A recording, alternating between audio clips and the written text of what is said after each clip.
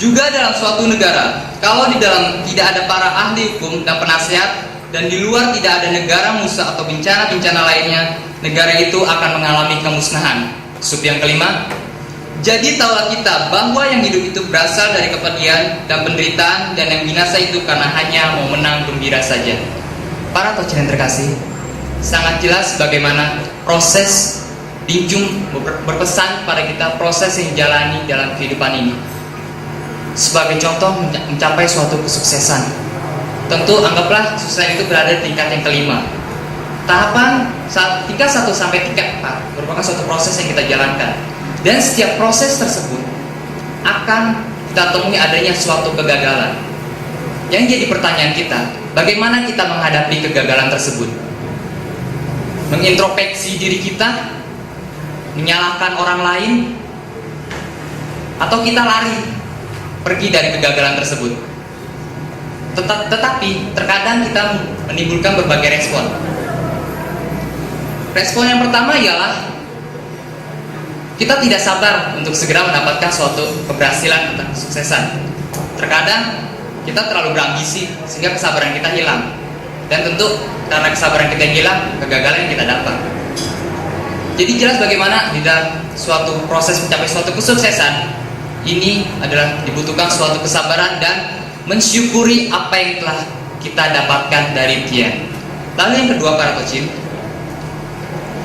ialah ini mencari alasan dan terkadang mengkambing hitamkan orang lain.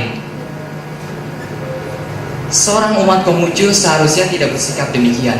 Ingat pesan Nabi di dalam kitab Tengah Sempurna bab 13 ayat yang kelima.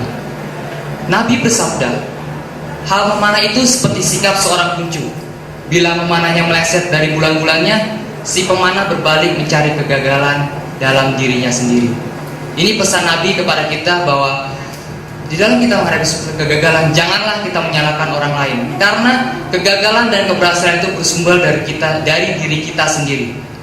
Tentu dengan bantuan orang lain, tapi kita yang menjalankan prosesnya. Lalu para tocin yang terkasih, yang ketiga ialah respon yang ketiga yang sering kita lakukan, mengulang perbuatan yang sama.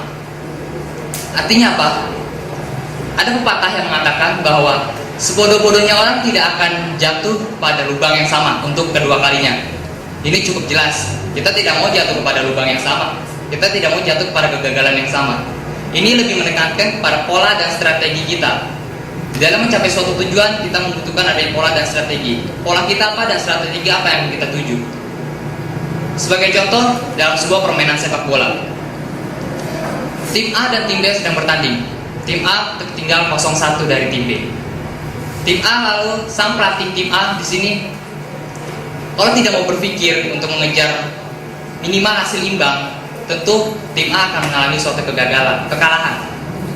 Tetapi kalau sang pelatih berpikir untuk entah itu memasukkan pemain yang lebih berstamina, tentu minimal hasil imbang akan bisa didapat.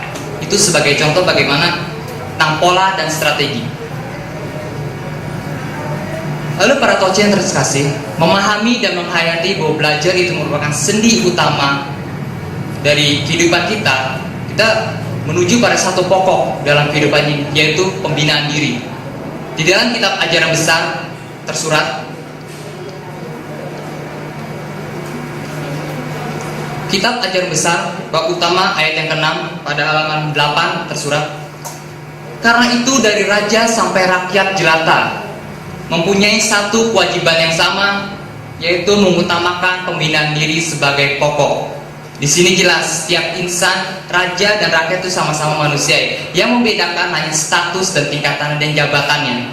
Tetapi yang harus dilakukan ialah pembinaan diri sebagai pokok. Seorang raja pasti pernah mengalami suatu kegagalan dalam kehidupannya, entah itu dalam hal apa. Kita pun pernah.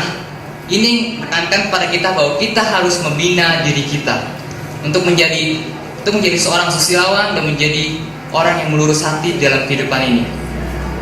Para tocin yang terkasih, ada pun beberapa tahapan dalam pembinaan diri. Dalam kitab Ajaran Besar pun kita sudah mengetahuinya. Yang pertama, ia meneliti hakikat tiap perkara. Kita teliti segala hal ihwal yang ada di dunia ini. entah itu berhubungan dengan lingkungan sekitar kita ataupun dengan diri kita sendiri. Setelah itu kita cukupkan pengetahuan kita tambah wawasan kita dari berbagai macam buku atau revisi, entah itu dari buku yang ada perpustakaan ataupun yang lain sebagainya. Tentunya khususnya tentang pengetahuan tentang agama. Lalu para yang terkasih, setelah kita mencukupkan pengetahuan kita mengimankan tekad, kita bangkitkan semangat kita untuk pembinaan diri. Setelah kita mengimankan tekad kita meluruskan hati kita. Meluruskan hati kita artinya kita mampu mengendalikan segala hawa nafsu yang datang dari dalam maupun dari luar diri. Di dalam saat saya bersekolah di SMA Eka Wijaya, guru saya pernah menyampaikan suatu kalimat yang terdapat dalam kitab Leki. Hati manusia itu selalu dalam keadaan gawat. Maka hati-hatilah dalam jalan suci, itu sangat rahasia dan muskil. Berpeganglah selalu pada saripatinya, berpeganglah pada yang saya itu pegang teguh tengah tepat. Di sini jelas hati kita setiap saat berubah. Terkadang kita bilang A, esoknya kita bilang B. Jangankan esok, 5 menit kemudian kita bilang B. Kita tidak konsisten dengan ini. Dalam tahapan pembinaan diri, meluruskan hati merupakan pangkal dari pembinaan diri. Setelah kita mampu meluruskan hati, kita bina diri kita. Setelah itu kita bereskan rumah tangga kita atur negara kita, serta cita-cita Nabi Konghucu tentang damai di dunia pun akan menjadi kenyataan. Tetapi yang harus diingat para tauhid, ada beberapa hal yang harus dilakukan di dalam tahapan pembinaan diri. Yang pertama ialah memeriksa diri kita. Artinya apa? Kita menilai segala perbuatan dan tingkah laku kita yang ada di dalam kehidupan ini. Entah itu tentunya yang salah kita nilai. Oh, ternyata saya salah melakukan ini. Setelah kita tahu akan kesalahan kita perbaiki diri kita. Dari yang kurang baik menjadi baik, yang baik menjadi lebih baik lagi. Setelah itu kita mawas diri di dalam kehidupan ini.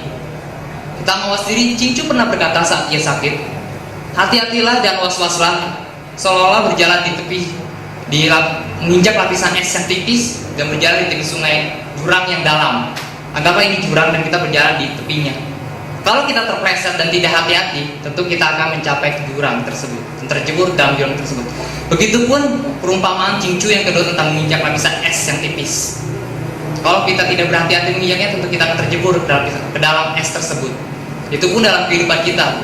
Kita tidak mau kan seorang umat agama Konghucu masuk ke dalam hal-hal yang tidak susila. Jadi jelas bagaimana pembinaan diri harus meliputi hal-hal yang tadi. Memeriksa diri kita, memperbaiki diri kita, dan yang terakhir mawas diri di dalam kehidupan ini. Para tauhid yang terkasih, kesimpulan yang dapat saya sampaikan dalam kesempatan kali ini ialah janganlah pernah berhenti di dalam belajar, karena belajar adalah kunci sukses dalam kehidupan. Pacu terus semangat di dalam mempelajari ajaran Nabi. Lawan rasa malas dan jemu di dalam belajar, karena itu merupakan pangkal dari kegagalan.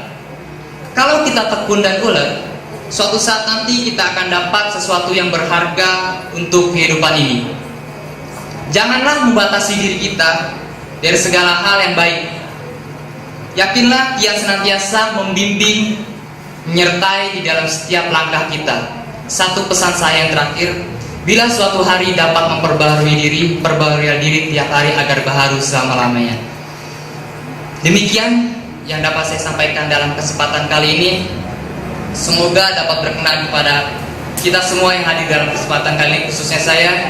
Banyaklah mendengar, ambillah yang baik dan ikutilah. Banyaklah melihat dan selalu ingat-ingatlah dalam hati. Terima kasih atas perhatiannya, dan terimalah kembali salam peneguhan iman bahwa hanya dalam kebajikan Dia berkenan. Kesombongan mengundang rugi, kerendahan hati membawa berkah. Waita tungkian.